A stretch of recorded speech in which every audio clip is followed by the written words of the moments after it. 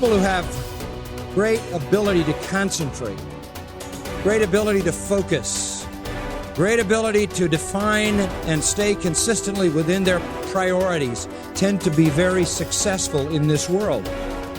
And self-discipline is an essential component in that. Whether you're talking about some kind of academic achievement, some kind of musical achievement or athletic achievement or whatever it is, some achievement in the realm of business or the arts or science, generally comes to people who are very focused and who understand how to order their priorities. In a word, they are disciplined people.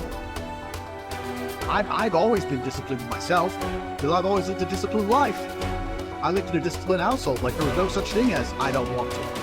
So even now, if I wake up and I don't want to do something, I don't need someone to tell me to do it, so I'll do it anyway. Being a man isn't about not feeling things. It's about acting the way you're supposed to act regardless of how you feel. We act. We're men of action. We get things done. So the world got built.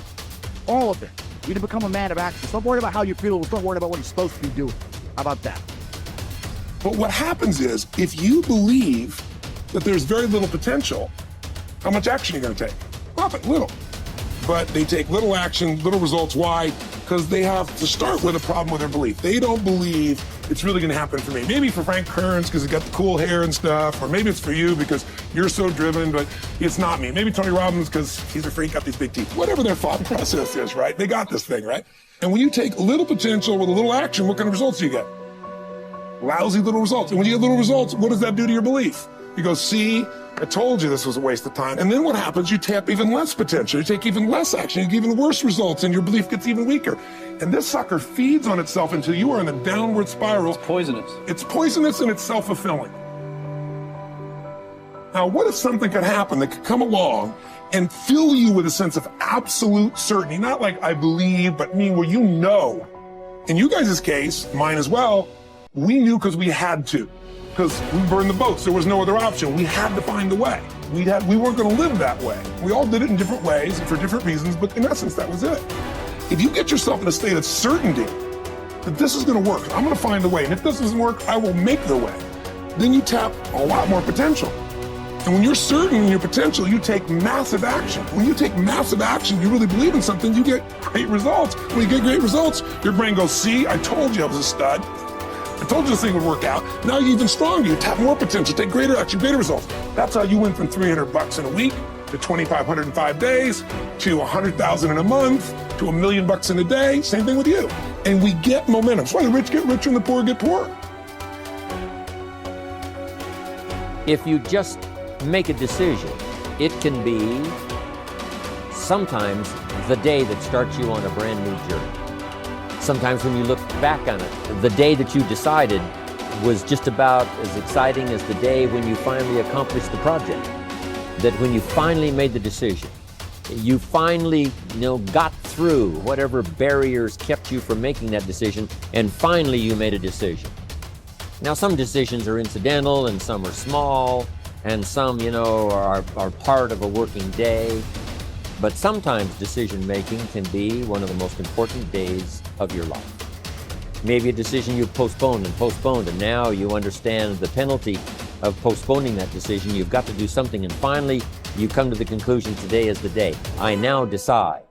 And whether you decide on a new direction, whether you decide on a refinement in philosophy, whether you decide to act when before you haven't acted, you decide on a series of things that you're going to do, you decide. Deciding can be such an incredibly important, very exciting, inspirational day. So that can be an incredible source of inspiration. Now, if you don't follow through, it's not going to last all that long. If you decide and then, postpone and you decide but you still don't get to it for a week or a month or a year, soon all that energy and that source of inspiration is all dissipated.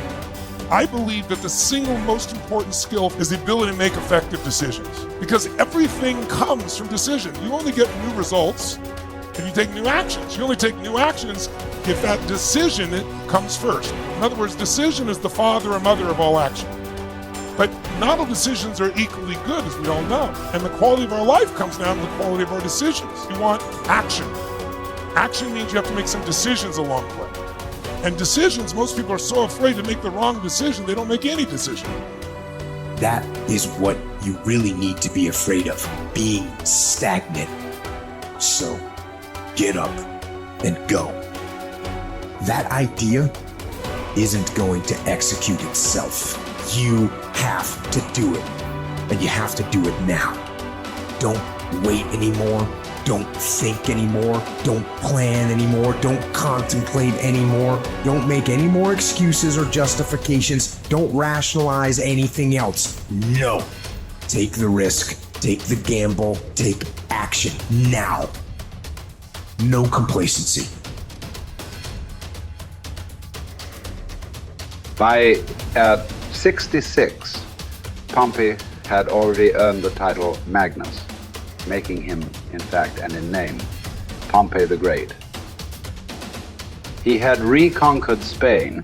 He had served as Rome's consul not once but twice.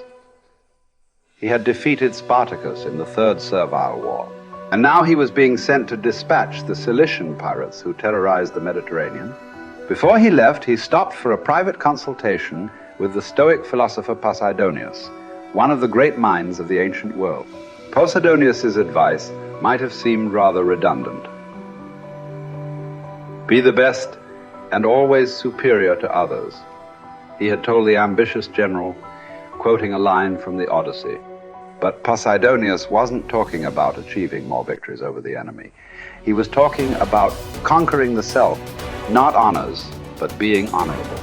Plutarch tells us about a far less famous general and statesman in Greece, many generations before Pompey. Despite his brilliance on and off the battlefield, Epaminondas was appointed to an insulting minor office in Thebes. In fact, it was because of his brilliance that he was put in charge of the city's sewers. Instead of being provoked or despairing at his irrelevance, a number of jealous and fearful rivals thought it would effectively end his career. Epaminondas took fully to his new job, declaring that it is not the office that brings distinction to the man. It is the man who brings distinction to the office. With hard work and earnestness, Plutarch wrote, he proceeded to transform that insignificant office into a great and respected honor, even though previously it had involved nothing more than overseeing the clearing of dung and the diverting of water from the street. Best is the person who adds shine to their accomplishments with their discipline, not the other way around. This is what Posidonius was trying to tell Pompey, although Pompey failed to fully realize it. In the end, it's not about what we do, it's about how we do it, and by extension, who we are. Too often, we find people choosing to be great at their profession over being a great human being, believing that success or art or fame or power must be pursued to the exclusion of all else. Does it have to be that way? Does being loved have to be at odds with being lovely? Or can temperance, as Cicero claimed, be the fine polish on top of a great life? Queen Elizabeth inherited the monarchy. Marcus Aurelius was selected for the purple as a boy. But it wasn't the throne that made either of them kingly. It was their behavior.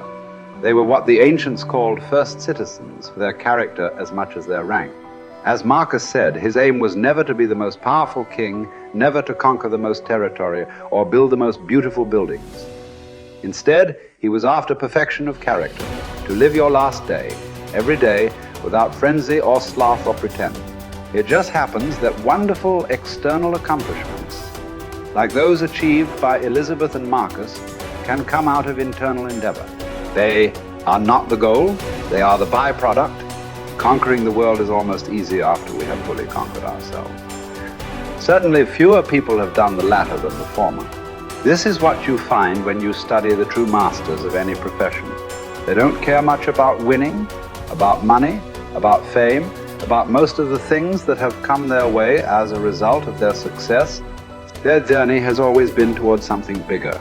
They aren't running a race against the competition. They are in a battle with themselves. Self-discipline has never been about punishment or deprivation. It is about becoming the best that you are capable of becoming. The battle to be the best has less to do with beating others and more to do with beating down those urges. those flaws, those selfish instincts that every human has. There was never enough for Pompey, nothing sacred. His endless ambition, his insane love of glory, as Posidonius called it, would ally him with Caesar, setting in motion the destruction of the republic he once loved. He would wake up to this Faustian bargain eventually and fight valiantly to preserve Rome, but it would be too late. He would be defeated by Caesar's armies at Pharsalus in a day, losing everything that he had acquired, and then shortly thereafter losing his life as well. His last words would quote another ancient playwright, Sophocles: "Whoever makes his journey to a tyrant's court becomes his slave, although he went there a free man. By chasing the wrong kind of best, fame, fortune, power winning, Pompey had chained himself to the worst. It cost him everything." As it does for all of us, when we compromise, when we relax our discipline, when we make exceptions and do what is expedient instead of what we know is right. History is replete with great conquerors. There are far fewer generals who were great people. Talented writers, groundbreaking scientists, incredible athletes, bold entrepreneurs. All these types are rare.